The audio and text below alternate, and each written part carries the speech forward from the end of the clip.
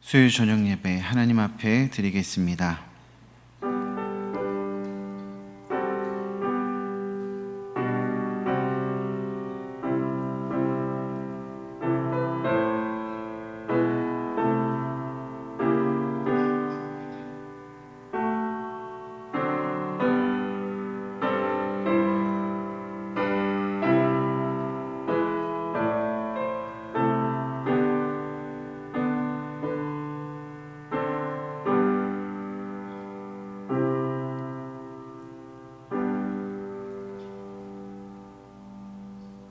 좋으신 아버지 하나님, 비가 오는 수요일 저녁에도 우리를 불러주시고 예배의 자리로 인도하신 하나님께 감사를 드립니다. 이 시간 드리는 예배 위에 성령의 기름을 부어주시고 하나님 말씀에 귀 기울이며 우리에게 베푸시는 주의 크신 사랑을 깊이 체험하는 은혜의 시간 되게 하여 주시옵소서. 감사드리며 예수님의 이름으로 기도드렸습니다. 아멘. 찬송가 218장 부르시겠습니다. 이 찬송 부르시고 고현옥 권사님 기도하시겠습니다.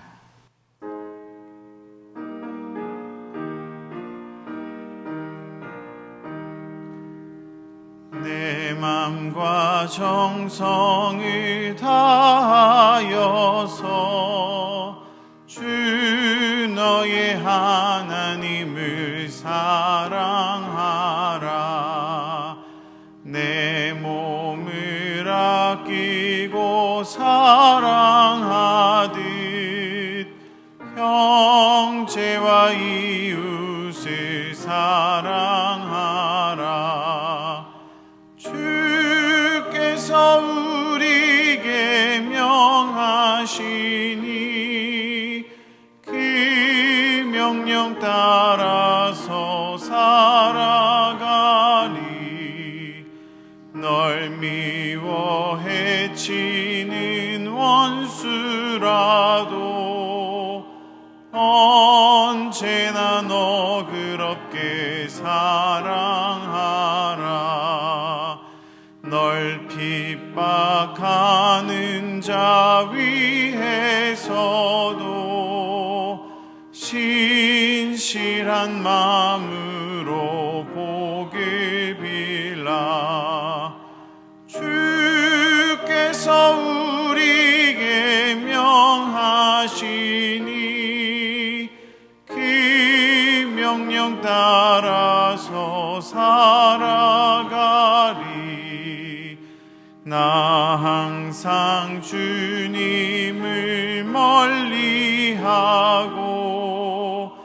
형제를 사랑하지 못하였다. 이러한 죄인을 사랑하사 주께서 몸버려 죽으셨다. 속죄의 큰 사랑 받은 이 몸 내 생명 다 바쳐 충성하리.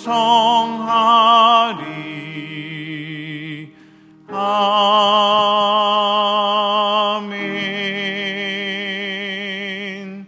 기도하시겠습니다. 사랑과 은혜가 충만하신 하나님 아버지, 지난 3일 동안 저희들을 지켜주시고 은혜로 보호하여 주심을 감사드립니다. 폭염이 계속되는 무더운 여름날들을 무사히 잘 견뎌내게 하시고 오늘 많은 비가 내리는 중에도 주님 전으로 인도하여 주셔서 예배의 자리로 있게 하시니 감사드립니다. 우리에게 허락하신 삶의 자리에서 주님 보시기에 부족하고 연약한 모습으로 살아왔음을 회개합니다. 우리의 욕심을 따라 살지 않게 하시고 오직 하나님께서 원하시고 기뻐하시는 삶을 살게 하옵소서. 우리에게 하나님의 보호하심을 날마다 상고하게 하심으로 주님을 위해 충성하고 헌신하게 하시옵소서. 오직 주님 한 분만을 사랑한다고 고백하는 삶이 되기를 원합니다. 이 나라와 이 민족을 위해 기도합니다. 무더운 날들과 홍수와 또 수많은 화재로 슬픔을 겪고 있는 이들을 기억하시사 위로하시며 어려운 경제를 살려주시고 어수선한 사회도 안정되게 하여 주시옵소서. 우리의 기도가 아버지께 상달될 줄로 믿습니다. 우리 강서교회를 주님께서 지금까지 지켜주시니 감사합니다. 주님 복음 전하는 방주 되게 하시며 죽어가는 영혼을 살려내는 교회 되게 하시옵소서. 아버지, 사랑하는 이덕한 담임 목사님의 사역을 축복하시며 매사에 강건할 수 있도록 은혜 내려 주시옵소서. 부목사님들과 전도사님들에게도 형통한 은혜를 내려 주시옵소서. 사고로 혹은 질병으로 치료 중에 있는 환우들을 돌아보시사 주님의 신령한 손으로 치유케 하여 주시고 신유의 은사가 가득하게 하시옵소서. 경제적으로 고통받고 있는 성도들 많습니다. 기억하시고 믿음 중에 기도할 때에 그 기도 중에 응답받게 하시옵소서.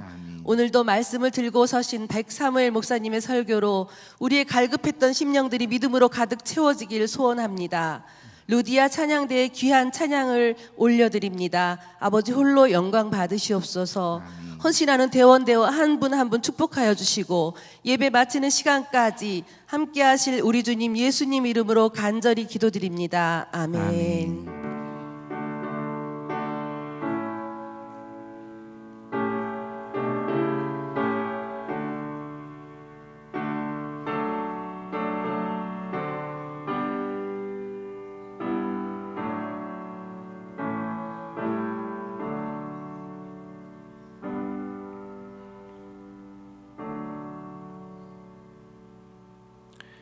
교회 소식 말씀드리겠습니다. 교회 학교 여름 성경학교와 수련회를 은혜 중에 마쳤습니다. 수고하신 선생님들과 기도해 주시고 후원해 주신 모든 성도님들께 감사드립니다. 이번 주간은 김성은 목사님께서 휴가를 다녀오십니다. 담임 목사님께서 이번 토요일 오전 10시 아현교회당에 서울 서지방회 평신도 연합성회 강사로 다녀오십니다. 담임 목사님의 사역을 위해서 기도해 주시기 바랍니다. 하나님의 말씀은 마태복음 18장 23절부터 35절까지의 말씀입니다. 신약성경 30페이지에 있습니다. 마태복음 18장 23절부터 35절까지의 말씀을 한 절씩 교독하시고 마지막 35절의 말씀은 다 같이 합독하여 봉독하겠습니다. 23절부터 35절까지의 말씀을 교독하겠습니다.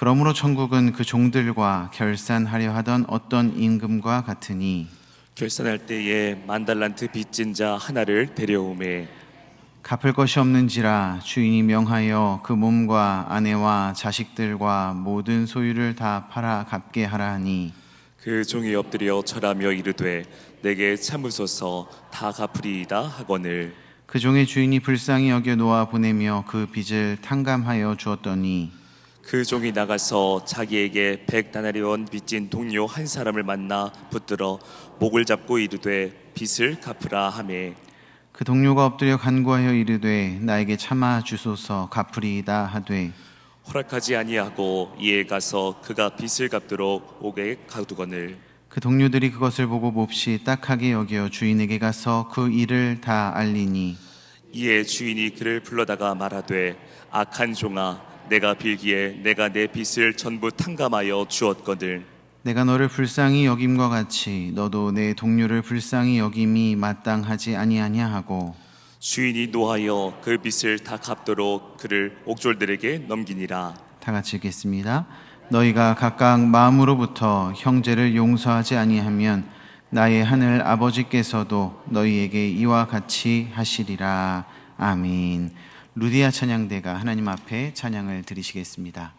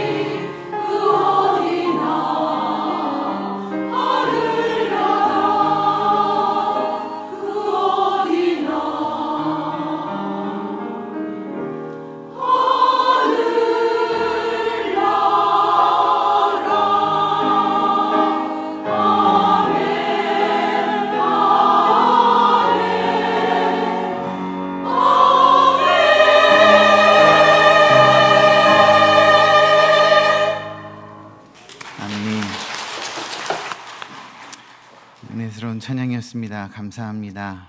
찬양의 가사처럼 하나님의 나라가 여러분들의 삶에 가득 임하시기를 축복합니다. 할렐루야. 오늘 수요예배에 오신 성도님들에게 하나님의 은혜와 평강이 가득하시기를 축복합니다. 오늘은 탕감받은 자라는 제목으로 하나님의 말씀을 나누어 보고자 합니다. 오늘 본문은 마태복음 18장 1절부터 35절까지 하나님 나라의 공동체는 어떤 모습인지를 가르치신 예수님의 말씀입니다. 마태복음 크게 5편의 강론 형태로 된 예수님의 말씀들로 나누어서 살펴볼 수 있는데요. 각 강론의 끝을 보면 예수께서 이 말씀을 마치심에 라는 말씀이 있습니다. 오늘 본문 바로 다음 절인 마태복음 19장 1절을 보면 예수께서 이 말씀을 마치시고 이렇게 말씀하고 있거든요. 그러니까 오늘 18장의 말씀은 뒤에 있는 19장의 말씀과 분리되어 있다라고 생각할 수 있습니다. 또 18장 1절 말씀을 보면 그때에 라고 말하면서 분위기를 전환시키고 있습니다. 그렇게 보면 이 오늘 18장은 앞장과 뒷장을 고려하지 않아도 될 만큼 독립적인 내용이 기록되어 있다라고 볼 수 있습니다. 18장은 이렇게 시작합니다. 1절 말씀을 보십시오. 그때에 제자들이 예수께 나와 이르되 천국에서는 누가 크니이까? 제자들은 천국, 하나님의 나라가 어떤 곳인지 궁금해했습니다. 제자들이 생각하는 하나님의 나라는요, 이 로마의 압제 가운데 있었던 이스라엘이라는 국가의 회복이었습니다.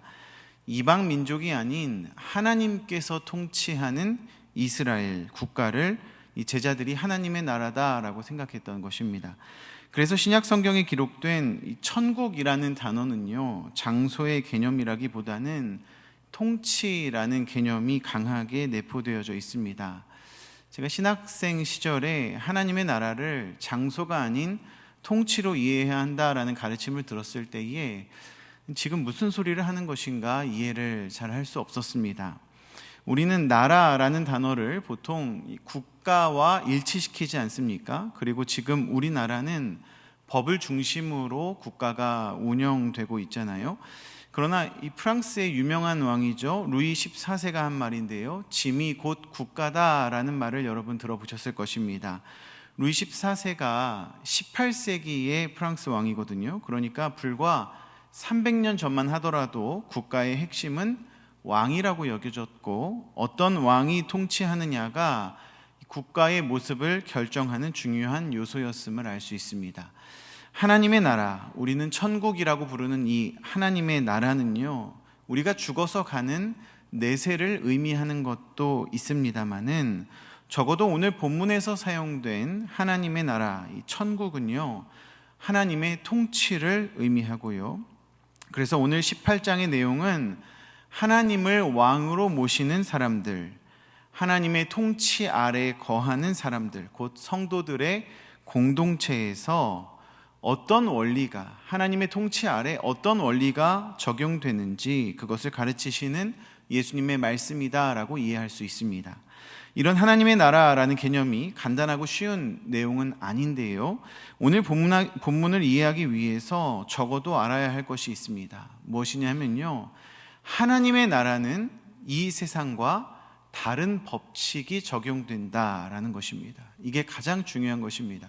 하나님의 나라는 이 세상과 다른 법칙이 적용되고 있다라는 것입니다. 이 세상에서는 뭐가 최고라고 할 수 있을까요?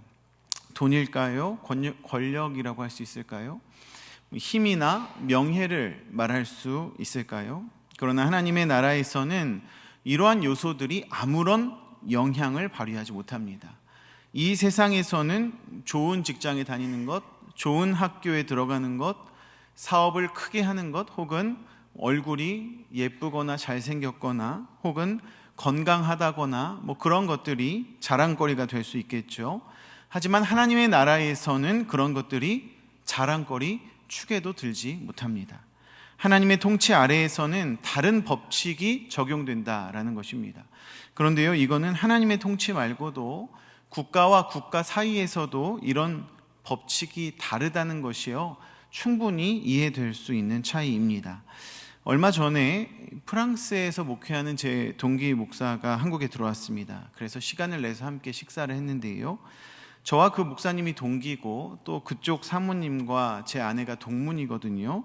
그래서 부부끼리 만나면 대화할 거리들이 참 많은데 그 사모님이 조금 있으면 프랑스에서 재즈 연주를 하신다는 겁니다. 그러면서 하는 말이요, 우리나라에서는 연주회를 자기가 하려고 하면 악기를 연주해 줄 사람들에게 사례만 지급하는 것이 아니라 밥도 사주고 연습할 때마다 간식도 제공하고 그래야 한다는 거예요. 그런데 프랑스에서는 그렇게 밥을 준비하거나 간식을 준비하면 내 밥을 왜 당신이 사오냐, 기분 나빠서 먹지 않겠다, 그런 식의 반응을 보인다는 것입니다. 그 이야기를 하니까요, 동기 목사님도 자기도 그런 경우가 있었는데 청년 신방을 하는데 식사를 하고는 계산을 하겠다고 하니까요, 그 청년이 굉장히 부담스러워하면서 더치페이를 하자고 했다는 것입니다. 보통 우리나라 같으면 누군가가 식사 대접하는 것을 고맙게 생각하지 않겠습니까? 그런데 그 나라는 식사 대접하는 것을 부담스럽게 여기고 더 나아가서 기분 나빠하는 정도까지 생각한다는 것입니다. 나라마다 가지고 있는 이 고유의 문화들, 국민들의 가지고 있는 가치관과 생각들이 다를 수 있었다라는 것을 깨닫게 되었는데요. 하나님의 통치 아래에 있는 하나님의 백성들의 삶과 가치관이 세상 사람들과 다르다는 것은 어찌 보면 당연한 일이 아니겠습니까? 특별히 예수님께서는 마태복음 18장을 통하여 하나님의 통치 아래에 있는 하나님의 백성들이 서로 공동체를 이루어서 살아갈 때에 어떠한 모습을 보여야 하는지 그것을 말씀하셨고요. 그래서 이 말씀은 오늘날 교회 안에서 성도와 성도의 관계, 교회 공동체가 가져야 할 가치관의 근본적인 가르침이다라고 말할 수 있을 것입니다. 먼저 제자들의 궁금증은 이런 하나님의 통치 아래에서 높아지는 사람은 누구인가 하는 것이었습니다. 전쟁 중에 있는 국가는요, 싸움을 잘하는 장수가 높아질 것이고요, 경제 발전에 초점을 두는 국가는 돈 잘 버는 장사꾼이 높아질 수 있겠습니다. 체제를 구축하는 국가는 뛰어난 행정가나 법조인이 높아질 수 있겠고요, 위상을 높이고자 하는 국가는 스포츠 스타나 예술인들의 지위가 높아질 수도 있을 것입니다. 그럼 하나님의 나라에서는 누가 높아지냐는 것입니다. 마태복음 18장 4절 말씀 보십시오. 그러므로 누구든지 이 어린아이와 같이 자기를 낮추는 사람이 천국에서 큰 자니라. 예수님의 말씀입니다. 하나님의 나라에서는 자기를 낮추는 사람이, 곧 겸손한 사람이 높아질 것이다 라고 예수님께서 가르치셨습니다. 이 안에는 많은 의미가 있겠지만요, 예수님께서는 지금 예수님의 제자들, 다른 누구보다 먼저 하나님 나라의 백성이 되어야 할 이 제자들이 어떤 문제를 가지고 있었는가를 꿰뚫고 계셨습니다. 제자들은요, 예수님께서 로마 정권을 물리치시고 새로운 국가의 수장이 되시리라 착각하고 있었고요, 그 안에서 자신들이 이제 한 자리를 맡을 수 있을 것이다 라고 오해하고 있었습니다. 누가 크니까? 이 질문은요, 사실 그들 사이에서 높은 자리를 차지하고자 하는 분쟁과 다툼이 있었다라는 것을 유추할 수 있게 합니다. 그래서 예수님께서는 자신을 낮추라 라고 가르치시면서 6절부터는 서로 화목하라 말씀하셨고요, 남을 실족하게 하지 말라고 그렇게 가르치셨습니다. 여기서 남이란 같은 공동체에 속한 다른 지체를 의미합니다. 그러니까 본문 18장은 그리스도 공동체 안에서 벌어지는 일을 다루고 있는 것입니다. 또 18장 15절부터는 형제가 범죄했을 때 어떻게 해야 하는지 예수님의 가르침이 기록되어져 있습니다. 이 문제에 대하여 예수님께서는 아주 상세하게 지침을 주고 계시는데요, 형제가 죄를 범하면 남에게 떠벌리지 말고 그 사람에게만 조용히 가서 죄를 돌이키라고 권고하라 말씀하십니다. 만약에 그 권고를 듣지 않으면 한두 사람을 데리고 가서 두세 증인의 입으로 죄를 확증시키고 회개하도록 설득하라 가르치십니다. 그러나 한두 사람의 증언에도 죄를 돌이키지 않으면 교회에 말하라 말씀하고요. 교회의 가르침도 듣지 않으면 이방인과 세리와 같이 여기라 라고 말씀합니다. 교회가 죄를 범한 형제를 치리하는 과정이 이렇습니다. 하지만 그 일을 풀어나가는 성도의 마음가짐은 18절과 19절의 말씀과 같아야 합니다. 19절만 우리 다 같이 한번 읽어보겠습니다. 시작. 진실로 다시 너희에게 이르노니 너희 중에 두 사람이 땅에서 합심하여 무엇이든지 구하면 하늘에 계신 내 아버지께서 그들을 위하여 이루게 하시리라. 아멘. 예수님께서는요, 결코 범죄한 형제를 그냥 두라고 말씀하지 않으셨습니다. 그냥 덮어놓고 용서하는 것이 상책이 아니라 권고하고 확증하고 더 나아가 교회 전체가 치리해야 할 일도 있다는 것을 가르치셨습니다. 그러나 근본적으로 교회가 취해야 할 입장은 19절과 같습니다. 하나님께서 통치하시는 방법은요, 징계하는 데에 목적을 두고 있지 않다는 말씀입니다. 하나님께서는 자기 백성들이 돌이키기를 원하십니다. 하나님께서는 벌을 주고 일 처리를 바르게 하고 체제와 공동체가 정상적으로 돌아가는 일에 관심을 두시는 것이 아닙니다. 그저 범죄한 형제를 안타깝게 여기시고 그가 돌이키도록 회복되도록 권면과 확증과 치리의 과정을 가르치신 것입니다. 그리고 19절 말씀처럼 그를 위해 기도하라 그렇게 말씀하십니다. 이게 핵심입니다. 두세 사람이 합심하여 구하면 하늘에 계신 내 아버지께서 그들을 위하여 이루게 하시리라. 이 말씀이요, 종종 기도하면 다 응답받는다 그런 의미로 선포되기도 하는데요, 사실 이 기도와 이 응답은 교회 공동체 안에 문제가 생겼을 때에 혹은 교회 공동체 안에 있는 어떤 성도가 죄를 범했을 때 그 문제를 해결해 달라는 기도와 응답이라고 생각해야 합니다. 18절에서 말씀하는 맨다, 푼다 이 단어가요, 우리말에서도 비슷하게 사용되는데요, 아픈 부위를 싸매어 준다 혹은 문제를 풀어준다 이런 의미로 볼 수 있거든요.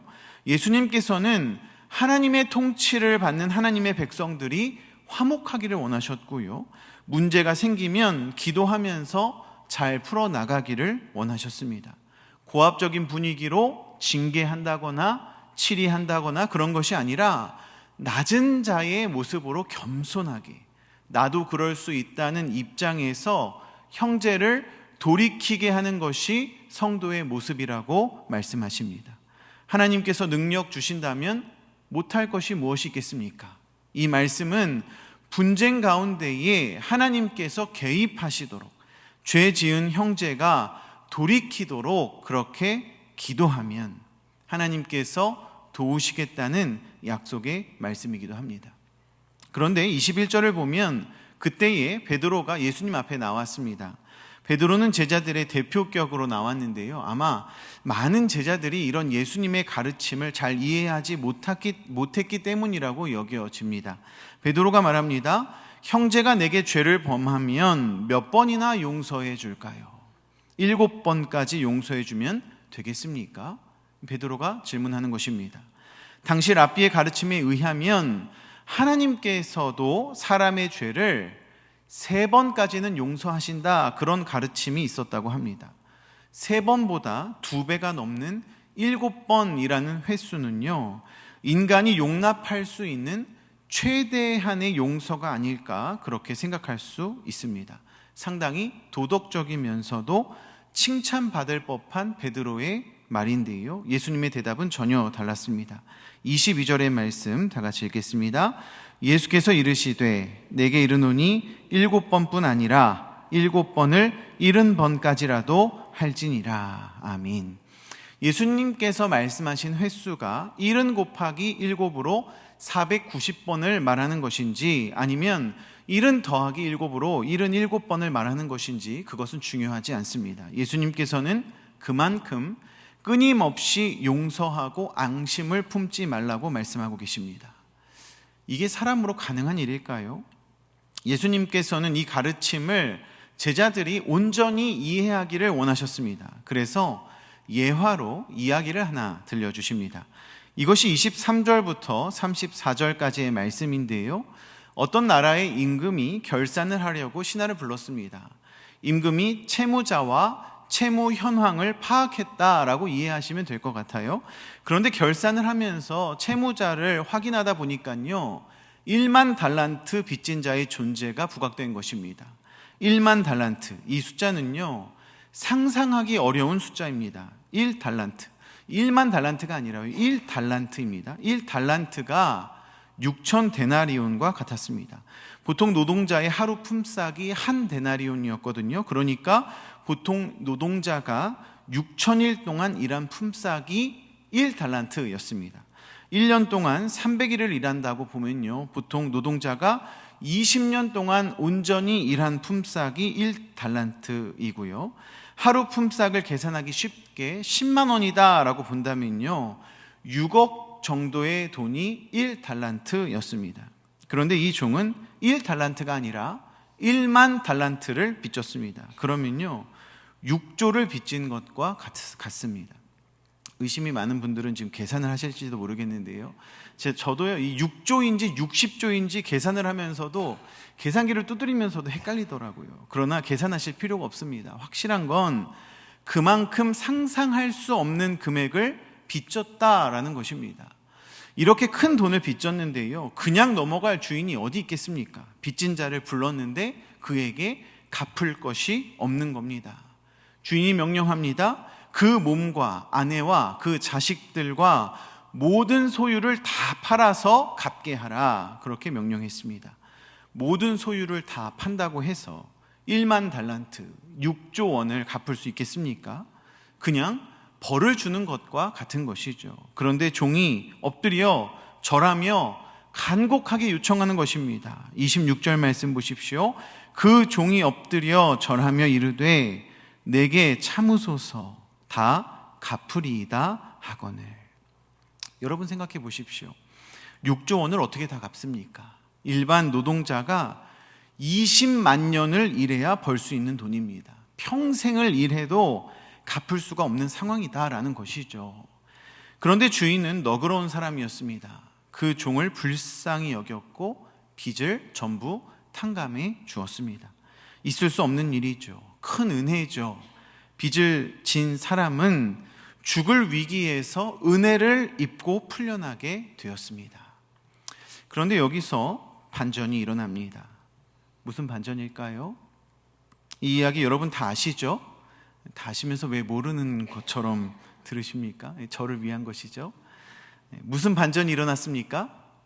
빚진 자가 동료 한 사람을 만났는데요, 이 동료가 100데나리온을 그에게 빚진 일이 있었습니다. 놀랍게도 빚진 자는요, 동료에게 빚을 갚으라고 하는데요, 목을 잡고 말합니다. 1만 달란트를 갚으라고 한 임금도요, 목을 잡고 말하지는 않았는데 100데나리온, 이게 6천만 분의 1에 해당하는 금액이거든요. 아까 계산으로 1천만 원 정도 되는 돈이에요. 고작이라고 하면 1천만 원이 좀 서럽겠죠. 그래도 6조 원에 비하면 고작 아닙니까? 그런데 고작 1천만 원 빚을 졌다고 목을 조르면서 빚을 갚으라고 하는 겁니다. 그랬더니 이 동료가 빚진 자와 똑같이 말합니다. 참아주소서, 갚으리이다. 사실 이 정도의 빚은요, 1천만 원 정도 되는 빚은요, 갚을 수 있는 금액 아니겠습니까? 그런데 빚진 자는 그 동료의 간청을 들어주지 않습니다. 그는 동료를 감옥에 가두었습니다. 여기서 옥에 가둔다는 것은요, 고문을 한다는 의미도 포함이 되어 있습니다. 빚을 갚지 않았다고 모진 고통을 주면서 갚을 때까지 구속했다라는 의미죠. 31절을 보십시오. 그 동료들이 그것을 보고 몹시 딱하게 여겨 주인에게 가서 그 일을 다 알리니. 6조 원을 탕감받은 사람이 1천만 원 빚진 동료를 옥에 가두는 이런 상황을 그 동료들이 보고 있었습니다. 그리고 그 동료들이 임금에게 가서 이 일을 알리는 거예요. 임금은 다시 그 빚진 자를 잡아다가 이렇게 말합니다. 32절 말씀입니다. 이에 주인이 그를 불러다가 말하되 악한 종아, 내가 빌기에 내가 내 빚을 전부 탕감하여 주었거늘. 임금이 이 사람을 뭐라고 부릅니까? 악한 종아. 임금은 6조의 채무에도 이 종을 악하다 부르지 않았습니다. 6조라는 돈이 보통 돈인가요? 이 임금의 재산을 어마어마하게 축낸 종입니다. 그러나 임금은 그 종에게 악하다 말하지 않았습니다. 그러나 더 은혜를 입고도 작은 은혜를 베풀지 않은 이 종을 임금은 악하다 말합니다. 이 이야기를 통해서 예수님께서 하고자 하신 가르침이 무엇이었을까요? 같은 공동체 안에서 함께 신앙생활하는 형제를 용서하라라는 말씀이었겠지요. 탕감받은 자답게 은혜를 베풀라는 말씀입니다. 우리 예수님께서는 말씀으로만 가르치는 분이 아니셨습니다. 예수님께서는 삶으로 용서의 본이 무엇인지를 보이셨습니다. 7번 용서하면 되겠냐는 이 베드로의 마음에는요, 중하지 않은 가벼운 잘못들을 용서하면 되겠지라는 그런 마음이 자리 잡고 있었는지도 모르겠습니다. 형제가 잘못할 때예요, 때로는 한 번 잘못해도 원수와 같이 잘못할 때가 있고요, 여러 번 잘못해도 가볍게 잘못할 때가 있지 않습니까? 그러니까 베드로의 마음에는 적당한 잘못들, 내가 7번까지는 용서해 줄 수 있지, 그런 생각이 있었을지도 모릅니다. 그런데 예수님을 따르겠다고, 죽는 일이 있어도 예수님을 따르겠다고 했던 베드로가요, 예수님을 부인하고, 한 번 부인했습니까? 3번 부인하고 저주까지 했잖아요. 지난 주일에 우리가 그 설교의 내용을 듣지 않았습니까? 베드로의 배신이 용서할 수 있는 배신입니까? 용서할 수 있는 잘못입니까? 7번은커녕 한 번도 용서할 수 없는 잘못을 베드로가 저지르지 않았습니까? 그러나 우리 예수님께서는 그런 베드로를 찾아가셨습니다. 베드로야, 내가 나를 사랑하느냐? 이 예수님의 질문 속에는 배신한 베드로를 용서하시고 다시 나를 따르라 부르시는 예수님의 사랑이 가득 담겨 있습니다. 비록 예수님께서는 탕감받은 자가 아니라 탕감을 해주신 분이었지만 하나님 나라의 백성이 어떤 모습을 보여야 하는지, 어디까지 용서해야 하는지를 몸소 보여주셨습니다. 오늘 본문에 만 달란트 빚진 사람이요, 임금을 만나고 돌아가는 길에 어떤 마음으로 돌아갔을까요? 저는 이 말씀을 묵상하면서 이 10,000달란트 빚진 사람이 탕감받고서 돌아가는 길에 어떤 마음을 품었을까, 그것을 깊이 묵상해 보았습니다. 죽음의 위기를 은혜로 벗어나게 되었는데요, 이 사람 마음에 어떤 마음이 들었겠습니까? 거의 대부분의 학자들이요, 이 부분을 주석하면서 이 빚진 자는 자신이 받은 은혜가 무엇인지를 깨닫지 못하고 있다, 그렇게 해석을 합니다. 자기에게 지금 어떤 일이 벌어졌는지를 체감하지 못하고 있는 것입니다. 주인에게 긍휼을 입어서 10,000달란트를 탕감받았는데요, 우리 돈으로 6조 원을 탕감받았는데요, 여전히 빚진 자의 마음으로 그 안에 걱정과 근심이 가득했을 거라고 저는 생각합니다. 그러니까 100데나리온 빚진 동료를 만나자 목을 조르면서 돈을 갚으라고 했겠죠. 고작 1,000만 원에 연연하여 분을 냈던 것이죠. 방금 6조 원이라는 큰 돈을 탕감받은 사람이 말입니다. 만약 빚진 자가 자신이 입은 은혜를 깨닫고 모든 채무에서 벗어났다라는 것을 깨달았다면, 그것을 체감했다면, 그래서 마음 한켠에 있던 돌덩이 같은 근심을 내어버리고 홀가분하고 자유한 마음을 가지고 있었다면요, 마땅히 동료에게 은혜를 베풀지 않았겠습니까? 탕감받았다는 기쁨이요, 갚을 수 없는 빚을 면제받았다는 그 기쁨이요, 이 사람을 감싸고 있었다면 임금의 마음으로 동료에게 마땅히 은혜를 베풀지 않았겠습니까? 사랑하는 성도 여러분, 여러분이 받은 은혜가 무엇입니까? 우리가 하나님 나라 백성으로 하나님의 통치를 받으려면요, 우리는 우리가 받은 은혜가 무엇인지를 깨달아야 합니다. 왜냐하면 하나님 나라의 백성이 되기 위해서는요, 조건이 있는데 그 조건이 무엇이냐 하면 죄가 없어야 한다라는 조건입니다. 하나님 나라의 백성이 되려면 죄가 없어야 합니다. 그런데 우리는 죄인이지 않습니까? 우리는 여전히 죄인인데 하나님께서 우리를 대속하셨기에, 그래서 예수 그리스도의 피값으로, 그 은혜로 우리가 죄 없다 칭함 받았기에 우리가 하나님의 백성이 된 것이 아닙니까? 우리는 죄의 대가를 치르지 않았지만 하나님께서 그 대가를 탕감해 주셨기에 우리가 하나님의 나라의 백성이 된 것 아니겠습니까? 그런데 그 은혜를 깨닫지 못하고 그 은혜를 마음에 품지 않고 있다면 하나님께서 나의 죄를 대속하셨고 값없이 용서하셨다는 그 은혜를 기억하지 못한다면, 체감하지 못한다면 우리는 결코 하나님 나라의 백성이 될 수 없습니다. 하나님 나라의 통치를 받을 수 없습니다. 하나님 나라의 원리, 하나님 나라의 법칙 아래 살아갈 수 없습니다. 예수를 믿었는데, 구원 받았는데, 교회 다니고 있는데, 이제 하나님 나라의 백성이 되었는데 여전히 이전과 같이 동료의 목을 조르면서 작은 것에 연연하며 살아갈 수밖에 없는 것입니다.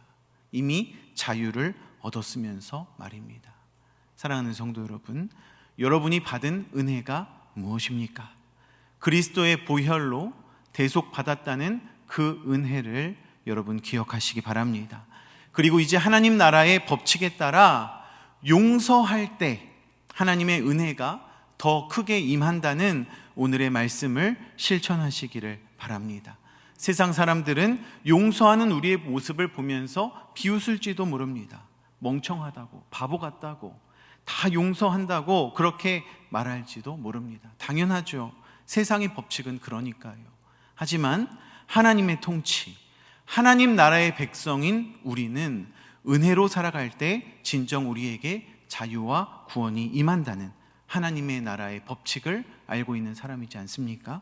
오늘 말씀과 같이 이런 나도, 만 달란트 빚진 자 같이 구제할 수 없는 나도 구원하신 하나님의 은혜를 기억하시면서 남은 한 주간 하나님의 나라의 백성답게 살아가시는 저와 여러분들이 되시기를 예수님의 이름으로 축원드립니다. 함께 기도하시겠습니다. 좋으신 하나님 아버지, 죄인 중에 괴수인 나를 먼저 사랑하셔서 하나님의 자녀라 불러주신 크신 은혜에 감사를 드립니다. 갚을 수 없는 은혜, 베푸신 은혜를 기억하며 오늘도 하나님의 통치를 받는 우리 모두가 되게 하여 주시옵소서.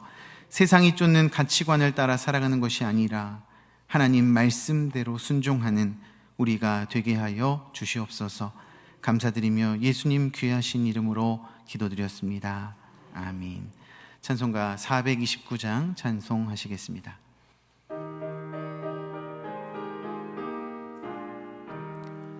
세상 모든 풍파너를 흔들어 약한 마음 낙심하게 될 때에 내려주신 주의 복을 세어라.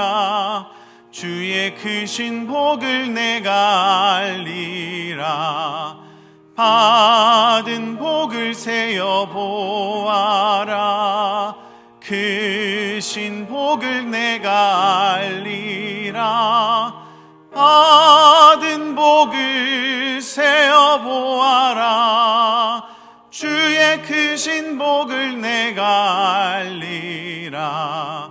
세상 근심 걱정 너를 누르고 십자가를 등에 지고 나갈 때 주가 내게 주신 복을 세어라. 두려움 없이 항상 찬송하리라. 받은 복을 세어 보아라. 크신 복을 내가 알리라. 받은 복을 세어 보아라. 주의 크신 복을 내가 알리라. 세상 권세 너의 앞길 막을 때 주만 믿고 낙심하지 말아라. 천사들이 너를 보호하리니 염려 없이 앞만 보고 나가라. 받은 복을 세어 보아라. 크신 복을 내가 알리라. 받은 복을 세어 보아라. 주의 크신 복을 내가 알리라. 아멘. 한 번 더 기도하시겠습니다. 나의 피할 반석이신 하나님, 나의 구원자가 되시는 하나님을 찬양합니다. 부족하고 연약하지만 우리의 공로를 보지 않으시고 우리의 믿음을 보시는 하나님, 오늘 우리가 드린 예배를 받아 주시옵소서. 자비하신 주님, 우리에게 긍휼을 베풀어 주시옵소서. 깨닫는 마음과 보는 눈과 듣는 귀를 주셔서 하나님의 뜻을 알게 하시고 순종하는 마음 주셔서 믿음으로 살아가는 우리 모두가 되게 하여 주시옵소서. 이 저녁 간절한 마음으로 헌금을 드린 손길 위에 복을 내려주시고 또 간절히 기도하는 우리 모든 성도들의 신음에 응답하셔서 살아 역사하시는 하나님을 체험하는 이 저녁 되게 하여 주시옵소서. 무엇보다 우리 마음 깊은 곳에 용서할 수 없다 여기는 형제와 자매들을 용서할 수 있는 능력을 허락하여 주시옵소서. 내 힘으로는 불가능하다는 것을 고백드립니다. 이 저녁 성령으로 충만하게 기름 부어 주시고 하나님의 뜻과 하나님의 나라를 이루어 나가는 거룩한 성도들 되게 하여 주시옵소서. 감사드리며 예수님의 이름으로 기도드렸습니다.